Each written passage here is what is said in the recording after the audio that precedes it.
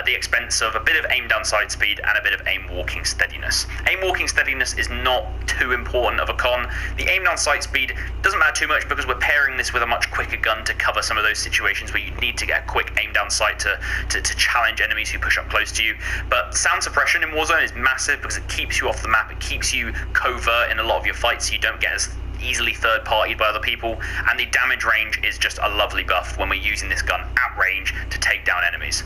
Next up, we've got the stock M16 Grenadier Barrel.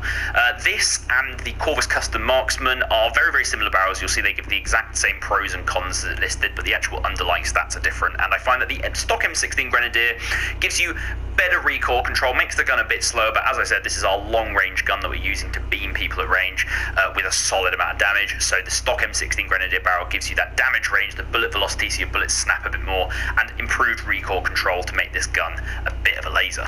Next up, the VLK 3x optic.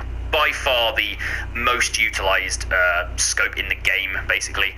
The VLK 3x optic actually gives you recoil improvements, which it's not meant to, but it does. It visually just beams the gun straight towards where you're aiming for, and there really is no other better optic to be running on most of the Modern Warfare guns for range. So VLK 3x optic is definitely what we're going for here. If you check out the reticle coming here, you can get some nice reticles in here. I actually still don't have a lot of these unlocked because I just haven't been trying to grind to unlock them, but the starting reticle is very nice, it's very, very clean, and then a lot of people also like the T-pose one that you can unlock. I've seen a lot of people using that, but I do not have it unlocked for this at the moment, so choose between either one of these two and you'll have a decent time aiming at distance.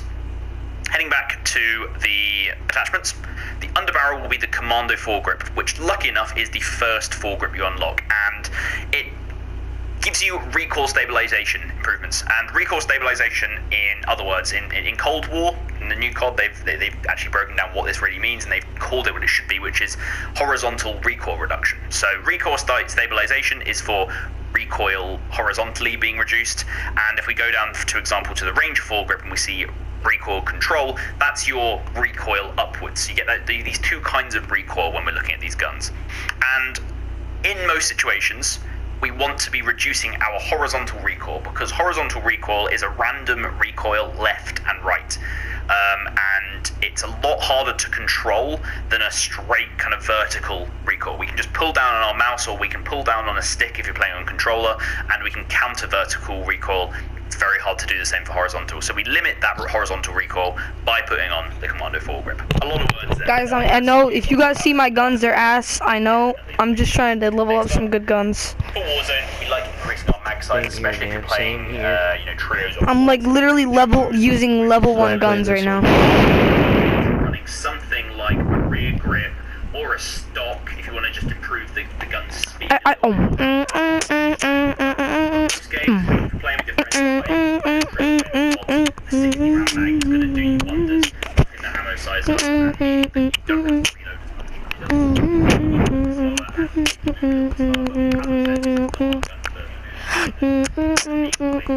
I'm using the you know that shotgun that goes like boom doom doom doom doom doom doom. I'm trying to level up that shotgun and then the M4 one thing. This will take a bit longer because guns just naturally tend to be more. It's a bit annoying. Oh, damn, nigga, stop fucking breathing your fucking mic. Suck my dick. If you had one, bro. Bro, I still put it in your mom every night. I put it in your mom every night. I put it in your mom every night. Just saying. Oh wow, so fucking original. Every night. I swear, every night. On God, like literally, the night where you go to sleep and you hear loud noises coming from your room, it isn't your mom and your dad wrestling. It's me and your mom having sex. You still live with your parents? That's funny. No. I live with my adopted parents. Stop. Yeah. That's because your fucking parents didn't like you. That's why they had to fucking give you up, you stupid faggot. But you're a fat nigger talking to a bunch of kids. Actually, a lot of kids. Fuck, I'm white as fuck, bro. I don't care, my dude. I didn't ask. And just overall improve the damage. It's a really good barrel on all the SMGs in the Cold War side of things, so Task Force is an easy option. Pussy ass nigger. Pussy ass bitch. And pretty ass bitch, now. Interestingly, even though it doesn't say it does also give you improved recoil control. I think it gives you better vertical recoil control. If a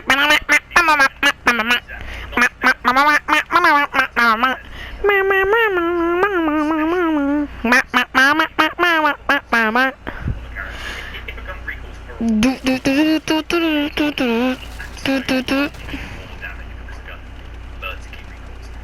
bit of an out there thing to say, I know, but Field Agent Grip, it's going to take back some of that nerfed recoil control you get from the Task Force barrel, even though, as I said, the Task Force barrel is actually improving your recoil. It helps to stick beat.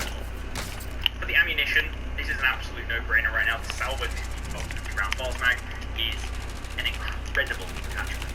It gives you Oh shit, I'm getting sniped at. magazine ammo capacity, so you've got a 50 round mag. You reload quicker, so it's like you've got that sleight of hand style thing going on where you can just reload a lot quicker and make this gun a lot quicker to maneuver with. I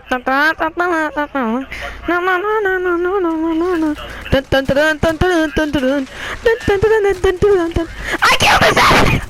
I got him with a truck and I died. For the last attachment, you can actually run one of two things. Right now I've got the SAS combat stock. Oh, he jumped out the way. Fuck. And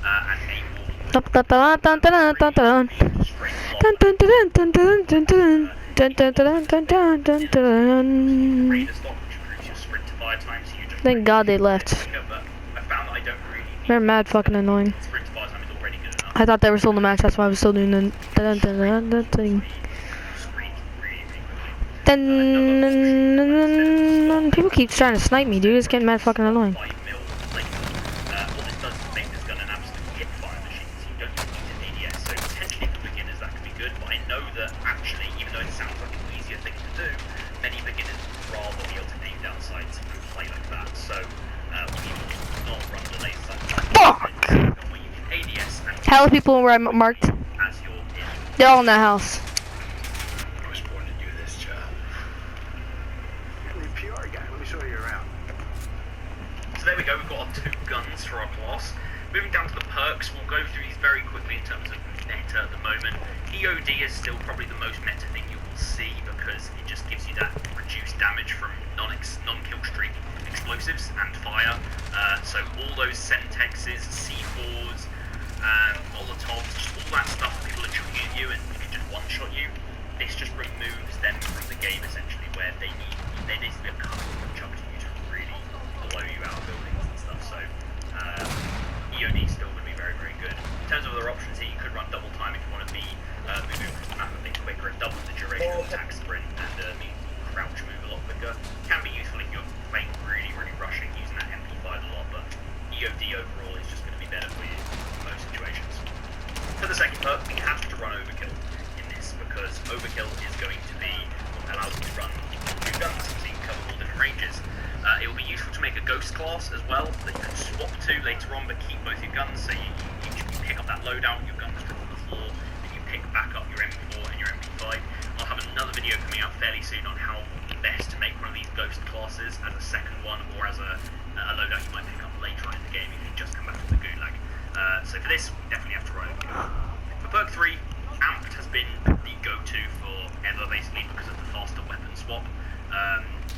Being able to swap from your M4 to your MP5 that much quicker completely changes how fights go if you start getting rushed by enemies, or potentially the other way back where there's someone ahead of you and you can get a good shot on them but you're running with your MP5 and then you're trying to lug this massive M4 out your back.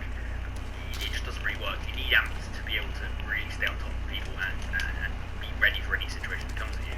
I think Battle Hardened over time will become more and more popular as stun grenades become more popular in Warzone, but right now, you can't go wrong with that. So there we go.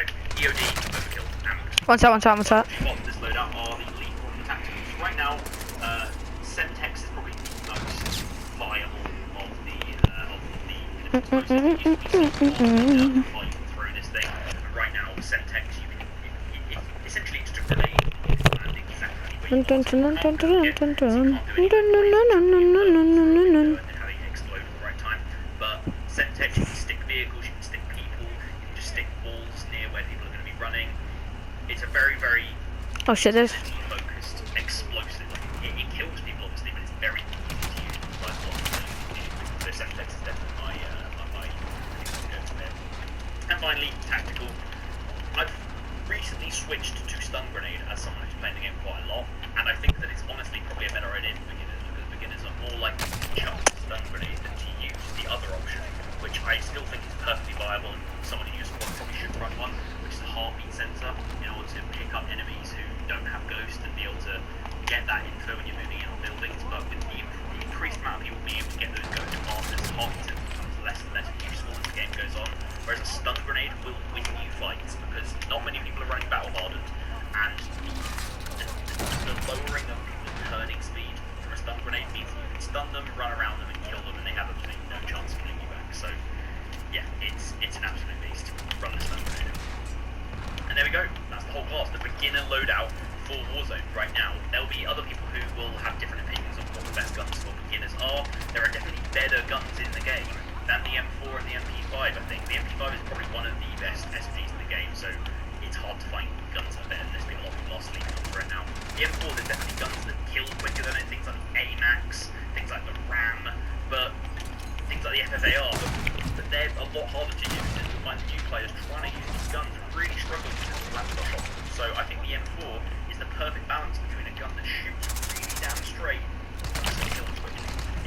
If you look at the charts I've got going in the background now, you'll see that the M4 is very, very competitive at the moment with a lot of other ARs in the game, so it's definitely worth a shot.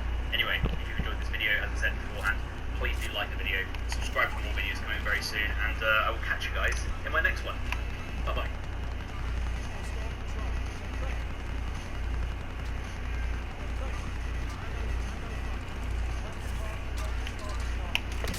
Oh my god. Fuck this game, dude. Looking to beat the game, cool off 300 feet below the Earth's surface in the award-winning Lackawanna County coal mine tour to see firsthand how our ancestors fueled the Industrial Revolution. Visit coalminetour.npa.com for more information. I keep running it out and it's not working. Track your package and get 24/7 support. Hey, what's up guys, Benny here, and over the past week I've been playing Call of Duty Warzone for around 8 to 10 hours a day to help put together my 40 top tips in order to help you win as many games of Warzone as possible. This video is going to cover everything that you need to know to win a game of Warzone, from how to start your game, how to get more money, how to win your 1v1s in the gulag, how to get more kills, and of course get those all-important wins. So everything you need to know that I've learned in one single video. This video will have tips for everyone, whether you're a beginner or a professional, and also please do share your own tips down in the comments below. So my first tip for Call of Duty Warzone is choosing where to drop. Getting off to a good start is crucial to success in Warzone, as the better you start, the quicker you get your loadouts, the faster you're going to rack up. Ow! So every game you want to start off with a scavenger contract. I'll always usually choose to drop early to get ahead in the money race, which means more money, meaning more equipment to use in the middle to end game, compared to people that drop later on the famed path. Now, if you play with friends, you can easily get the first scavenger contract done within 60 seconds. Like, I fucking hate you, dude. Money with a loadout You're literally trash. away. In first place, Yo, I'm clipping that.